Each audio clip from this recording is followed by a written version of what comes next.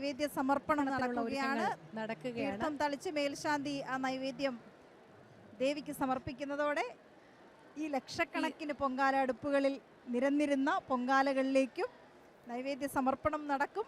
തുടർന്ന് ആത്മനിർവൃതിയുടെ നമുക്ക് ശാലിനിയിലേക്ക് പോവാം. ശാലിനി ഇവിടെ നിന്നും ചേരുന്നുണ്ട്. ശാലിനി, ഇനിയിപ്പോൾ നിമിഷങ്ങൾ മാത്രമേ ഉള്ളൂ പൊങ്കാല നൈവേദ്യത്തിനായി. എന്താണ് അവിടെ നിന്നും നൽകാൻ കഴിയുന്ന വിവരങ്ങൾ? എല്ലാ തയ്യാറെടുപ്പുകളും ഒരുങ്ങിക്കഴിഞ്ഞോ? വീണ, രോഹിണി, എല്ലാ തയ്യാറെടുപ്പുകളും ഒരുക്കങ്ങളും പൂർത്തിയായി കഴിഞ്ഞു. അല്പസമയത്തിനകം നിവേദ്യ ചടങ്ങ് ആരംഭിക്കും. 1:15 കൂടിയാണ് നിവേദ്യ ചടങ്ങ് ആരംഭിക്കാൻ പോകുന്നത്. നമ്മൾ ഒരു വർഷം കാത്തിരുന്ന ആ ഒരു കാത്തിരിപ്പിൻ്റെ ഏറ്റവും അതിൻ്റെ അവസാന ഘട്ടത്തിലേക്ക് കടന്നുകൊണ്ടിരിക്കുകയാണ്. രാവിലെ 10:15 അടുപ്പുവെട്ട് ചടങ്ങ് പൂർത്തീകരിച്ച് പൊങ്കാല അടുപ്പിൽ അഗ്നി പകർന്നതോടുകൂടിയാണ് ആറ്റുകാൽ പൊങ്കാലയ്ക്ക് തുടക്കമായത്. 2025 ഒരുപക്ഷെ ഒരു വർഷവും കണ്ടിട്ടില്ലാത്ത രീതിയിലുള്ള തിരക്ക് ഇത്തവണ ആറ്റുകാൽ പൊങ്കാല മഹോത്സവത്തിൻ്റെ ഭാഗമായിട്ട് ക്ഷേത്രത്തിലേക്ക് ഒഴുകിയെത്തിയിരുന്നു. അവർ തയ്യാറാക്കിയ നിവേദ്യങ്ങൾ, പൊങ്കാല പായസവും ശർക്കര പായസവും മണ്ടപ്പുറ്റും അടക്കം ദേവിക്കായി അവർ നൽകിയ പ്രസാദം, ആ പ്രസാദം അല്പസമയത്തിനകം നിവേദ്യം പൂർത്തിയാക്കി ഈ ചടങ്ങ് പൂർത്തിയാക്കി ഇവരെല്ലാം ഇവിടെ നിന്ന് മടങ്ങും. എന്തായാലും ക്ഷേത്രത്തിൻ്റെ ശ്രീകോവിലിൽ നിന്ന് സമീപത്ത് നിന്ന് പണ്ടാരടുപ്പിൻ്റെ ദൃശ്യങ്ങളാണ് ഇപ്പോൾ പ്രേക്ഷകർ കാണുന്നത്. അല്പസമയത്തിനകം ക്ഷേത്രത്തിലെ ചടങ്ങുകൾ പൂർത്തീകരിച്ച് നൈവേദ്യ ചടങ്ങ് നടക്കും. വിശിഷ്ട അതിഥികൾ, ഒപ്പം തന്നെ ട്രസ്റ്റിൻ്റെ ഭാരവാഹികൾ അടക്കമുള്ളവർ ഈ ഒരു ചടങ്ങിന് സാക്ഷ്യം വഹിക്കുന്നുണ്ട്. നൂറുകണക്കിന് ഭക്തരും ഇതിൻ്റെ ചുറ്റും തടിച്ചുകൂടിയിട്ടുണ്ട്. കൂടാതെ തന്നെ തോറ്റം പാട്ടുകാരും ഇവിടെയുണ്ട്. തോറ്റം പാട്ടുകാരാണ് ഒരു പക്ഷേ ഈ ഒരു പൊങ്കാല നിവേദ്യ ചടങ്ങിൻ്റെയും പൊങ്കാലം പണ്ടാരടുപ്പിൽ തയ്യാറാക്കുന്നതിനൊക്കെ മുഖ്യ കാർമ്മികത്വം വഹിക്കുന്നത്. അവരൊക്കെ ഇവിടെയുണ്ട്.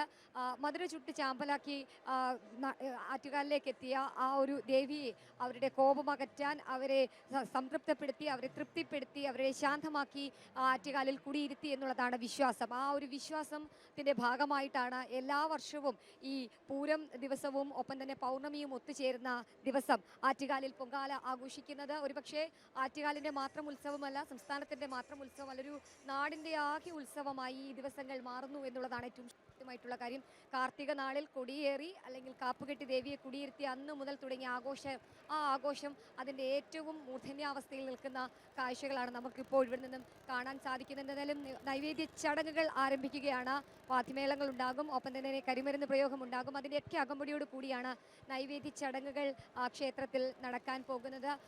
വായ്ക്കുരവിയും ശരണമന്ത്രവും ഒപ്പം തന്നെ ദേവീ സ്തുതികളും ഒക്കെ ആയി മുഖരിതമായ അന്തരീക്ഷമാണ് ഇപ്പോൾ ആറ്റുകാലിൽ നമുക്ക് കാണാൻ സാധിക്കുന്നത്. മുൻ വർഷങ്ങളിലൊന്നുമില്ലാത്ത രീതിയിലുള്ള അഭൂതപൂർവമായ തിരക്കുണ്ടായിരുന്നു. രാവിലെ മുതൽ തന്നെ തുടങ്ങിയ ദർശനം, ആ ദർശനം ഏറ്റവും അവസാന ഘട്ടത്തിലേക്ക്, അതായത് നിവേദ്യ ചടങ്ങിലേക്ക് കടക്കുന്നതിന് അല്പസമയം മുമ്പ് വരെ ആ ഒരു തിരക്കുണ്ടായിരുന്നു. ഇപ്പോൾ എല്ലാവരും അവരുടെ പൊങ്കാല കലങ്ങൾക്ക് ചുറ്റുമുണ്ട്. ഈ പൊങ്കാല നൈവേദ്യം ഈ പണ്ടാരടുപ്പിൽ പൂർത്തീകരിക്കുന്ന അതേ സമയത്ത് തന്നെ ഈ നാടിൻ്റെ നാനാഭാഗങ്ങളിൽ നിന്ന് ഇവിടെ എത്തി പൊങ്കാല സമർപ്പിച്ച ദേവിക്ക് പൊങ്കാലയർപ്പിച്ച അവരുടെ ഓരോ പൊങ്കാല കലങ്ങളിലേക്കും നൈവേദ്യം പൂർത്തീകരിക്കും. അതിനുശേഷം തൊട്ടു പിന്നാലെ തന്നെ വിമാനത്തിൽ പുഷ്പവൃഷ്ടി ഉണ്ടാകും.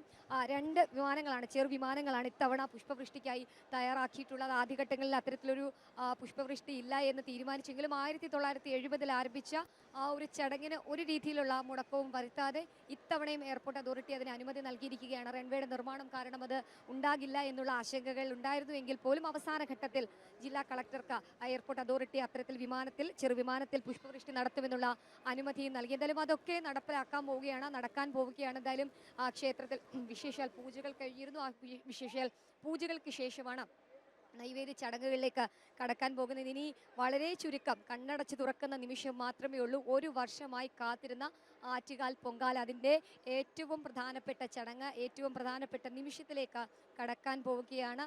ഒരുപക്ഷെ നമ്മളിപ്പോൾ ദൃശ്യങ്ങളിൽ കാണുന്നത് അതിൻ്റെ ഏറ്റവും അവസാന ഘട്ടത്തിലേക്ക് പൊങ്കാല കടന്നിരിക്കുന്നു. പൊങ്കാല നൈവേദ്യ ചടങ്ങുകൾ പൂർത്തീകരിക്കാനായി പോകുന്നു എന്നുള്ളതാണ് നമ്മൾ മനസ്സിലാക്കുന്നത്. എന്തായാലും കാത്തിരിപ്പിന് അവസാനം ഇട്ടുകൊണ്ട് തന്നെ നൈവേദ്യ ചടങ്ങുകൾ പൂർത്തീകരണത്തിലേക്ക് എത്തുന്നു. ഇനി ഓരോ പൊങ്കാല കലങ്ങളിലേക്കും നൈവേദ്യം പൂർത്തീകരിക്കും. അതിനുശേഷമായിരിക്കും ഓരോ ഭക്തജനങ്ങളും അമ്മയ്ക്ക്, ദേവിക്ക് പൊങ്കാല അർപ്പിച്ചതിന് ശേഷം ഈ നാട്ടിൽ നിന്നും മടങ്ങുന്നത്. ഒരുപക്ഷെ ആറ്റുകാൽ നഗരം മുഴുവൻ ആറ്റുകാലിൻ്റെ ക്ഷേത്രമുറ്റമായി മാറിയ അന്തരീക്ഷമായിരുന്നു കഴിഞ്ഞ കുറേ മണിക്കൂറുകളായി നമ്മൾ കണ്ടത്. ആ ഒരു കാഴ്ച ഏറ്റവും പാരമ്യത്തിൽ എത്തി നിൽക്കുകയാണ്. ക്ഷേത്രത്തിൽ ഇപ്പോഴും തിരക്ക് ഉണ്ട്. നടപടികളും ഒപ്പം തന്നെ ഒരുക്കങ്ങളും എല്ലാം പൂർത്തിയാക്കി അല്പസമയത്തിനകം നൈവേദ്യ ചടങ്ങുകൾ പൂർത്തീകരിക്കും. വീണ.